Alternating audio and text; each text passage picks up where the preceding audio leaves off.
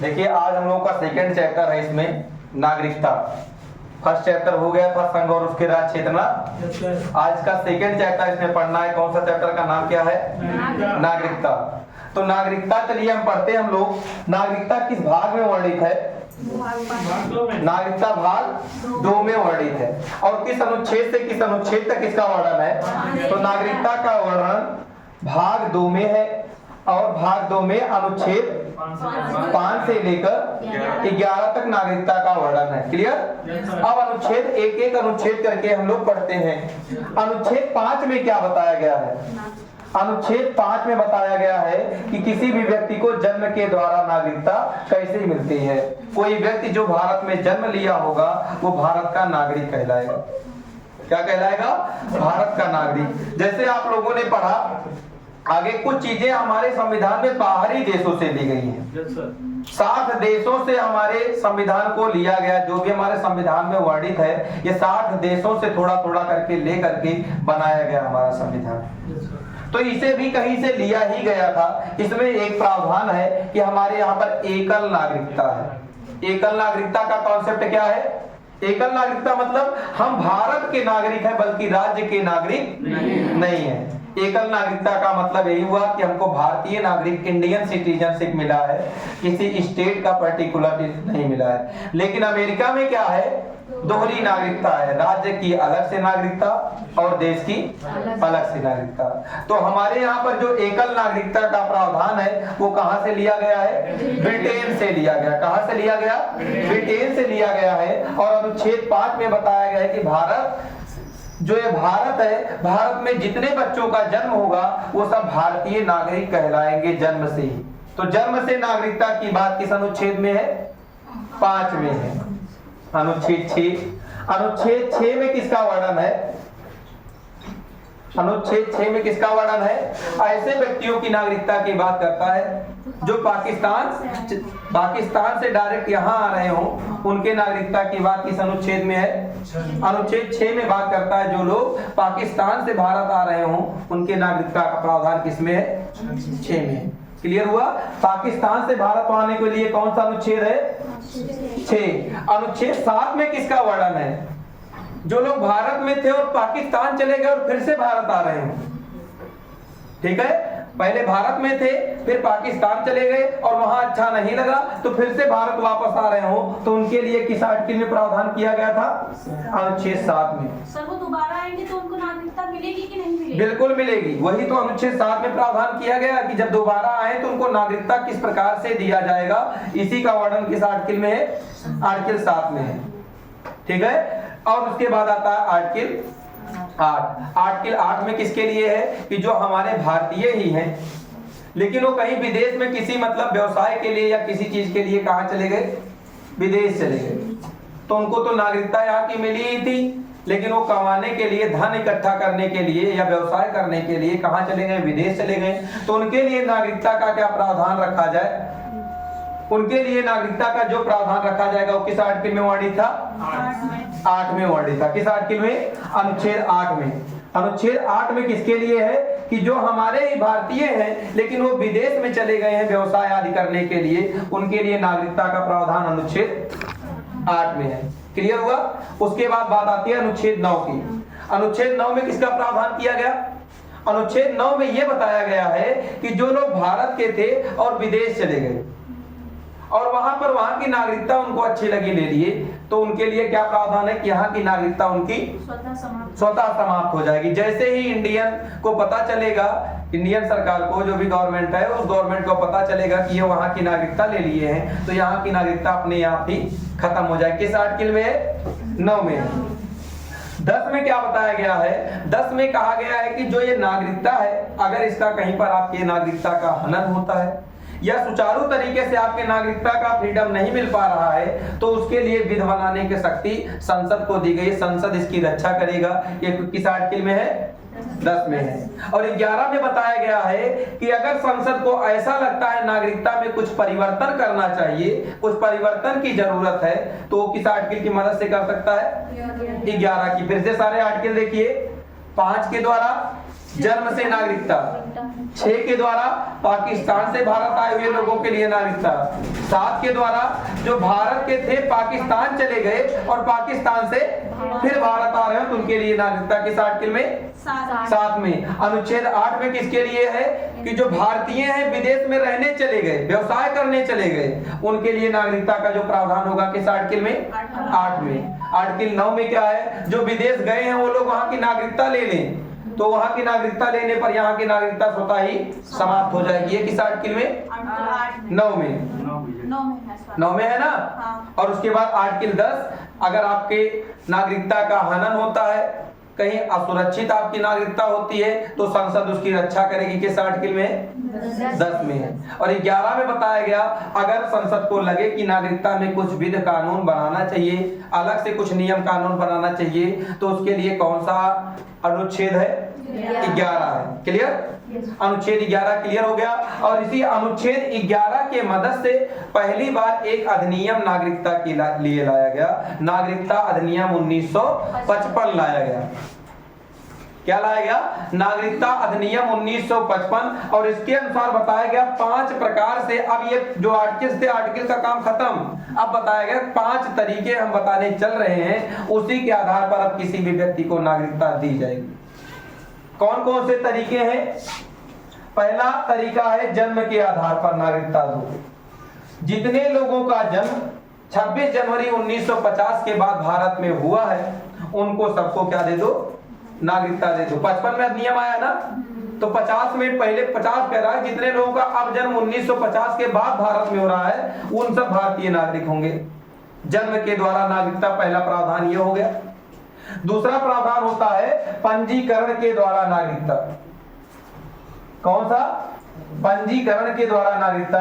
और पंजीकरण के द्वारा नागरिकता में कहा गया ऐसे व्यक्ति जो कभी भारतीय मूल के थे, अर्थात मान लो किसी विदेशी से विवाह कर लिए तो अब उसको नागरिकता दिलाना है। जैसे मेरा विवाह किसी अगर विदेशी से हो जाए तो उसको हमको यहाँ की अगर नागरिकता दिलाना हुआ, ऐसा नहीं मेरी नागरिकता तब खत्म हो जाएगी मैं शादी दूसरे से कर लूंगा तो मेरी नागरिकता वहां भी खत्म नहीं होगी। अगर हम चाहते हैं उस विदेशी को हम यहाँ की नागरिकता दिलाएं तो उसके लिए प्रावधान किया गया पंजीकरण द्वारा। और उस पंजीकरण में कहा गया है कि जो व्यक्ति जिसके साथ आप विवाह करोगे उसको 7 साल तक यहाँ पर पहले पंजीकरण करा करके रहना पड़ेगा और 7 साल रहने के बाद उसको यहाँ की नागरिकता दिलाई जा सकती है, अन्यथा उसको नागरिकता यहाँ की नहीं दिलाई जा सकती। कितने साल? 7 साल कम से कम रहना पड़ेगा तब उसको यहाँ की नागरिकता मिल सकती है, अन्यथा नहीं मिल सकती। तीसरा पॉइंट है 7 साल नहीं 7 साल है, पंजीकरण के आधार पर 7 साल है बेटा, ठीक है। उसके बाद तीसरा पॉइंट है वंश के आधार पर। वंश के आधार पर कैसे? कोई व्यक्ति है उसके माता पिता भारतीय थे और उसका जन्म हो गया विदेश में और वो भारत आए, कहे कि हम उसको भारत अच्छा लगा और भारत में ही रहना चाहिए, तो उसके लिए नागरिकता का प्रावधान किस आर्टिकल में है? सॉरी किसमें है? किसके आधार पर दिया जाएगा उसको नागरिकता? वंश के आधार पर दिया जाएगा। और एक पॉइंट होता है इसी में देशीयकरण के आधार पर। कौन सा पॉइंट? देशीयकरण के आधार पर चौथा पॉइंट है। देशीयकरण के आधार पर कोई माइग्रेट कर दे अपने देश से, उसको अपना देश अच्छा नहीं लगा, यहाँ आया, जैसे हम बताए थे भी आर्टिकल 9 में कि हमें जैसे किसी व्यक्ति को भारत नहीं अच्छा लगा वो विदेश में नागरिकता ले लिया तो यहाँ की नागरिकता खत्म। ऐसे देशीयकरण में बताया गया हमारे यहाँ पे भी पाकिस्तान और बांग्लादेश को छोड़कर 2 अपवाद है। कौन कौन से? पाकिस्तान और बांग्लादेश, यहाँ के नहीं, पाकिस्तान और बांग्लादेश को छोड़कर जो भी लोग भारत आएंगे और कहेंगे हम यहाँ की नागरिकता लेना चाहते हैं तो यहाँ की नागरिकता उनको दी जाती है, लेकिन इसके लिए कुछ स्पेशल प्रोविजन किए गए हैं। जैसे क्या? आपको 10 साल तक यहाँ रहना होगा। कितने साल तक? 10 साल तक यहाँ पर रहना पड़ेगा, तब आपको देशीयकरण के आधार पर नागरिकता मिलेगी। लेकिन और इसके साथ में कहा गया आपको हमारे भारत के प्रति, हमारे संविधान के प्रति सच्ची निष्ठा रखनी पड़ेगी। क्या रखनी पड़ेगी? सच्ची निष्ठा रखनी पड़ेगी। साथ में यह भी कहा गया कि आपको 22 भाषाएं हैं ना हमारे संविधान में, उन भाषाओं में से किसी एक भाषा का अच्छे से ज्ञान होना चाहिए।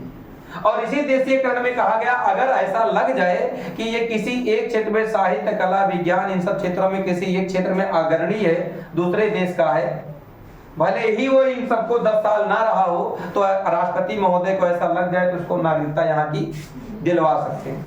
क्लियर? ये हो गया देशीयकरण के आधार पर।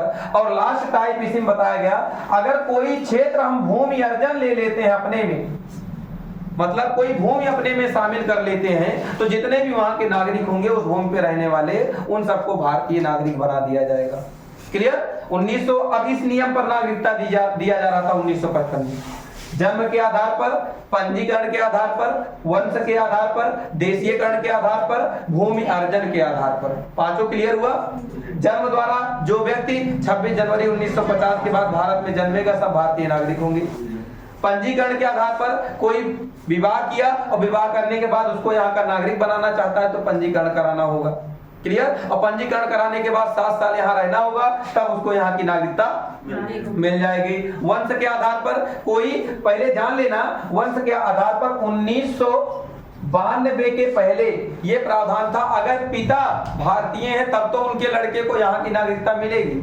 लेकिन 1992 के बाद ये प्रावधान किया गया माता या पिता दोनों में से कोई एक भारतीय है तो उसको तब भी यहाँ की नागरिकता दे दी जाएगी। क्लियर? लेकिन ये जान लेना कि उसको नागरिकता तो दी जाएगी, लेकिन ये पंजीकरण उनको भी कराना पड़ेगा। पंजीकरण विधि उनके लिए भी चलेगी कि आप पंजीकरण कराओ, 7 साल तक रहो, तब आपको यहाँ की नागरिकता तुमको भी मिलेगी। आगे देखो, देशीयकरण के आधार पर कोई माइग्रेट करके यहाँ आया और यहाँ उसे अच्छा लग गया भारत, यहाँ की नागरिकता लेना चाहता है तो देशीयकरण के आधार पर उसको नागरिकता दिया जाएगा और उसके लिए 10 साल रहना होगा, संविधान के प्रति सच्ची निष्ठा रखनी होगी और बताए हम कि 22 भाषाओं में से किसी एक भाषा का अच्छे से ज्ञान होना चाहिए उसे, तब उसे देशीयकरण के आधार पर नागरिकता दी जाएगी। और लास्ट बताया मैंने भूमि अर्जन के आधार पर नागरिकता देना। अगर कोई भूमि भारत में मिला ली जाती है, जैसे सिक्किम को भारत में मिलाया गया, तो वहां पर रहने वाले जितने भी लोग होंगे उनको भारतीय नागरिक बना दिया जाएगा। तो क्या इनको भी पंजीकरण कराना पड़ेगा? ये जो लोग आएंगे इनको कुछ नहीं कराना पड़ेगा, ये शामिल कर लिए जाएंगे डायरेक्ट। क्लियर? क्योंकि ये तो शामिल ही कर लिए गए, जब उनका क्षेत्र शामिल कर लिया गया तो वो लोग तो नागरिकता देना ही देना उनको पड़ेगा। ठीक? इसके बाद इसमें और भी संविधान मतलब और भी अधिनियम आए आगे 1955 के बाद। 1992 में एक अधिनियम आया, 1993 में एक अधिनियम आया और उसके बाद 2003 में आया, 2005 में आया और 2015 में आया। अभी हाल ही 2019 में भी एक अधिनियम आया था और 2019 के अधिनियम में ये स्पेशल प्रावधान किया गया कि अब जो बांग्लादेश है, जो पाकिस्तान है, जो अफगानिस्तान है, यहाँ के जो अल्पसंख्यक वर्ग के लोग हैं उनको अगर भारत आते हैं, किसी कारणवश वो भारत आना चाहते हैं, यहाँ रहते हैं, तो उनको यहाँ का नागरिकता दे दिया जाएगा। लेकिन उनको भी आकर के क्या कराना पड़ेगा? पंजीकरण कराना पड़ेगा, तब उनको यहाँ की नागरिकता दे दिया जाएगा। क्लियर हुआ है पॉइंट? उसके बाद अब हमारे इसी संविधान में 3 प्रकार के और प्रावधान किए गए हैं। एक NRI का प्रावधान किया गया है, एक PIO का प्रावधान किया गया है, एक OCI का प्रावधान किया गया है। NRI मतलब कहा गया है कि अप्रवासी भारतीय जो हैं, नॉन रेजिडेंट्स ऑफ इंडियन, मतलब जो लोग अप्रवासी हैं, भारत के मूल के थे लेकिन वो दूसरे देश में गए और वहां लंबे समय तक रहते गए तो उनको क्या मान लिया गया? अप्रवासी भारतीय मान लिया गया। ठीक? एक NRI हो गया, दूसरा होता है PIO, peoples of Indian origins. वो कहते हैं कि आए और बोले कि मैं भारतीय मूल का था और हमको कुछ स्पेशल प्रावधान दो, तो उनको किस श्रेणी में रख दिया गया? PIO की श्रेणी में रख दिया गया। और तीसरा हमने बताया OCI कौन होते थे? OCI मतलब जो चले गए थे समुद्र पार से। OCI मतलब ओवरसीज सिटीजनशिप ऑफ इंडिया, जो यहाँ से माइग्रेट कर गए थे लेकिन फिर यहाँ पर भारत आना चाहते हैं, समुद्र पारीय नागरिक, मतलब जो फिर भारत आना चाहते हो उनके लिए क्या नागरिकता का प्रावधान रखा गया है? उसको उनके लिए एक NRI कार्ड जारी किया गया। NRI कार्ड के अंतर्गत वो अगर भारत आते हैं तो उनको कुछ स्पेशल छूट दी जाएगी। ये तीनों जो PIO, NRI और OCI तीनों हैं, तीनों को केवल स्पेशल, उन्हें कभी इंडियन सिटीजनशिप नहीं दिया जाएगा। इंडियन सिटीजनशिप उन्हें कभी नहीं समझा जाएगा केवल उनको कुछ स्पेशल छूट यहाँ पर दी जाएगी। वो इंडियंस नहीं होंगे कभी, लेकिन उनको कुछ स्पेशल यहाँ पर छूट दिया जाएगा कि आपका नाता हमारे भारत से था तो हम आपको कुछ स्पेशल प्रावधान करते हैं।